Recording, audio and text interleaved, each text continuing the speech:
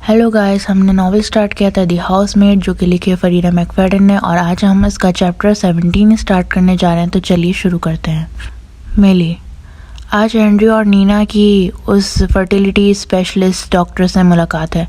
वो दोनों पूरा हफ्ता इस मुलाकात के बारे में नर्वस और पुरजोश रहे हैं। मैंने रात के खाने के दौरान इनकी गुफ्तगू के कुछ हिस्से सुने। बज़ाहिर नीना ने कई फर्टिलिटी टेस्ट करवाए हैं और आज वो इनके रिजल्ट्स पर बात करने जा रहे हैं। नीना को लगता है कि इन्हें IVF करवाना पड़ेगा, जो काफ़ी महंगा है, लेकिन इनके पास खर्च करने के लिए पैसा है। जितना भी नीना कभी कभी मुझे तंग करती है, ये देखकर अच्छा लगता है कि वो दोनों नए बच्चे की प्लानिंग कर रहे हैं। कल वो दोनों मेहमानों के कमरे को नर्सरी में बदलने के बारे में बात कर रहे थे। मुझे नहीं मालूम कि इन दोनों में से ज़्यादा पुरजोश कौन है, नीना या एंड्रयू। इनकी खातिर मैं उम्मीद करती हूँ कि वो जल्दी प्रेग्नेंट हो जाए। जब वो डॉक्टर के पास होंगे मैं सिसिलिया का ख्याल रखूँगी, लेकिन सिसिलिया तो जैसे जानबूझकर इसे मुश्किल बनाने पर तुली हुई है। जब इसकी एक दोस्त की माँ इसे छोड़ने आई, पता नहीं आज कौन सा सबक था, karate, ballet, piano, football, gymnastics, मुझे तो अब कुछ याद नहीं रहता। तो इसने एक जूता एक तरफ उछाला, दूसरा किसी और तरफ, और फिर अपना बैग एक तीसरी डायरेक्शन में फेंक दिया। शुक्र है कि आज मौसम गर्म है, वरना कोट के लिए इसे चौथी जगह तलाश करनी पड़ती। सिसिलिया, मैं तहम्मुल से कहती हूँ, क्या तुम अपने जूते को जूतों के रैक में रख सकती हो? बाद में, वो लापरवाही से जवाब देती है, जबकि वो सोफे पर बैठ जाती है और अपने हल्के पीले रंग के लिबास के कपड़े को हमवार करती है। वो रिमोट उठाकर टीवी ऑन करती है, जिस पर एक बेहद ऊंची आवाज़ में कार्टून चलने लगता है। स्क्रीन पर एक संतरा और नाशपाती आपस में झगड़ रहे हैं।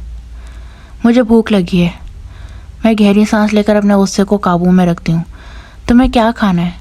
मुझे यकीन है कि वो कोई अजीबोगरीब चीज़ मांगेगी जो मुझे ख़ास तौर पर इसके लिए बनानी पड़ेगी, सिर्फ इसलिए कि मुझे परेशान करे। लेकिन मैं हैरान हो जाती हूँ जब वो कहती है, बोलोनिया सैंडविच कैसा रहेगा? ये जानकर कि हमारे घर में बोलोनिया सैंडविच के तमाम अज्जा मौजूद हैं, मुझे इतनी खुशी होती है कि मैं इससे प्लीज़ कहने का भी नहीं कहती। अगर नीना अपनी बेटी को बिगाड़ना चाहती है तो वो इसका मसला है, मेरा काम इसे सुधारना नहीं है। मैं किचन में जाती हूँ, फ्रिज से ब्रेड और बीफ बोलोनिया का पैकेट निकालती हूँ। मुझे नहीं मालूम कि सिसिलिया को अपने सैंडविच पर मायोनीज पसंद है या नहीं, और अगर मैं खुद लगा दूँ तो यकीनन तो ज़्यादा लगा दूँगी या बहुत कम। इसलिए मैं फ़ैसला करती हूँ कि इसे सीधा मायोनीज़ की बोतल दे दूँ ताकि वो अपनी मर्ज़ी से अपने मुताबिक मिकदार निकाल सके। हाँ, मैंने तुम्हें चालाकी से हरा दिया सिसिलिया। मैं वापस लिविंग रूम में आती हूँ और सैंडविच और मायोनीज़ मेज़ पर रख देती हूँ। सिसिलिया नीचे देखती है और इसकी भौहें तन जाती है। वो सैंडविच को हिचकिचाते हुए उठाती है और फिर इसके चेहरे पर कराहियत फैल जाती है। ओहो, ये क्या है? वो चीखती है। मैं ये नहीं खाऊंगी, खुदा की कसम, मैं अभी इसी वक्त इस लड़की का गला दबा दूंगी। तुमने कहा था कि तुम्हें बोलोनिया सैंडविच चाहिए, मैंने तुम्हारे लिए बोलोनिया सैंडविच बना दिया है। मैं गुस्से से कहती हूँ, मैंने बोलोनिया सैंडविच नहीं मांगा था। वो ज़िद्दी लहजे में जवाब देती है, मैंने अबलोनिया सैंडविच मांगा था। मैं हैरत से मुंह खोले सिसिलिया को घूरती हूँ। अबलोनी सैंडविच, ये क्या होता है? सिसिलिया झुंझलाकर गुस्से में आती है और सैंडविच ज़मीन पर फेंक देती है। रोटी और गोश्त अलग होकर कालीन पर 3 मुख्तलिफ जगहों पर जा गिरते हैं। इस पूरी सूरत हाल में वाहिद अच्छी बात यह है कि मैंने मायोनीज़ इस्तेमाल नहीं किया, वरना मुझे वो भी साफ़ करना पड़ता। ठीक है, अब मुझे इस लड़की की बदतमीज़ी बिल्कुल बर्दाश्त नहीं। शायद ये मेरा काम ना हो, लेकिन वो इतनी बड़ी तो है कि कम से कम ये समझे कि खाने को ज़मीन पर नहीं फेंकना चाहिए, और ख़ास तौर पर जब घर में जल्द ही एक बच्चा आने वाला है तो इसे अपने उम्र के मुताबिक बर्ताव करना सीखना होगा। सिसिलिया, मैं दांत पीसते हुए कहती हूँ।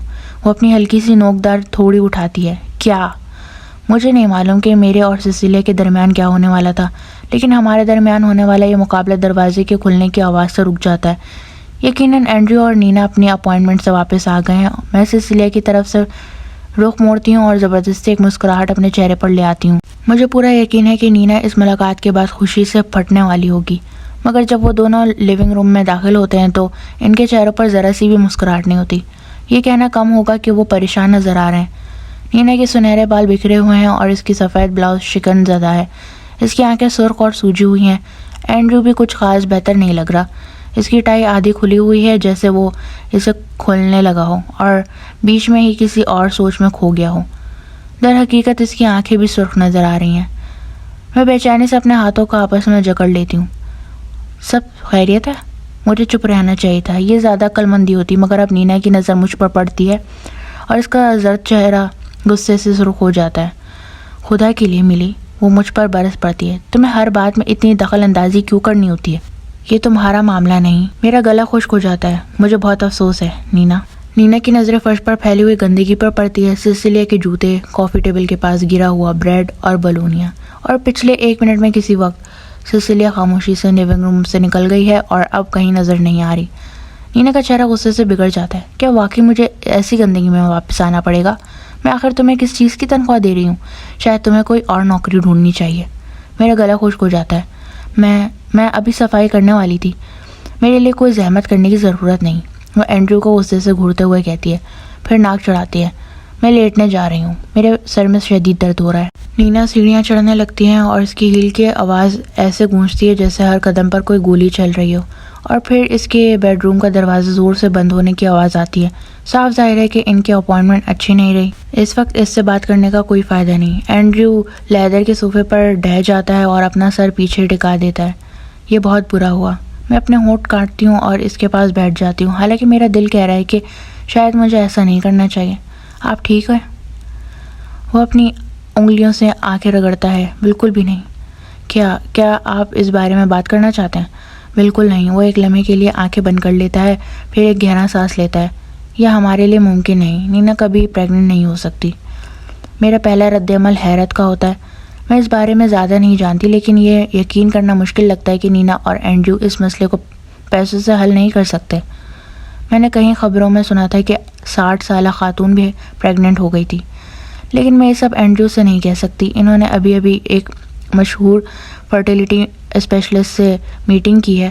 اگر اس کی اسپیشلسٹ نے کہا ہے کہ نینا پریگننٹ نہیں ہو سکتی تو بس بات ختم، اب کوئی بچہ نہیں ہونے والا۔ مجھے بہت افسوس ہے اینڈریو۔ ہاں، وہ مایوسی سے بالوں میں ہاتھ پھیرتا ہے۔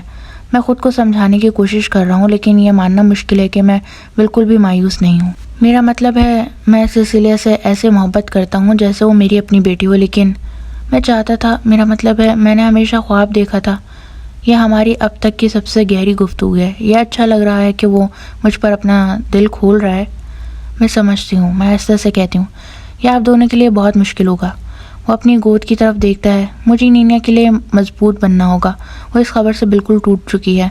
کیا میں کچھ کر سکتی ہوں؟ ملی پوچھتی ہے۔ وہ کچھ لمحے خاموش رہتا ہے، صوفے کے لیدر کی شکنوں پر آہستہ آہستہ انگلی پھیرتا ہے۔ نینا شہر میں ہونے والے ایک شو کو دیکھنا چاہتی ہے، وہ بار بار اس کا ذکر کرتی ہے، شو ڈاؤن۔ مجھے معلوم ہے کہ اگر ہم اس کے لیے ٹکٹس لے لیں تو اس کا موڈ کچھ بہتر ہو جائے گا۔ اگر تم اس سے تاریخیں پوچھ کر آرکیسٹرا سیٹس بک کر سکو تو یہ بہت اچھا ہوگا۔ ہو گیا، میں فوراً کہتی ہوں۔ نینا مجھے بے شمار وجوہات کی بنا پر ناپسند ہے، لیکن یہ خبر سننے کے بعد اس کے احساسات کا تصور کرنا بھی مشکل ہے۔ میرا دل اس کے لیے افسردہ ہو جاتا ہے۔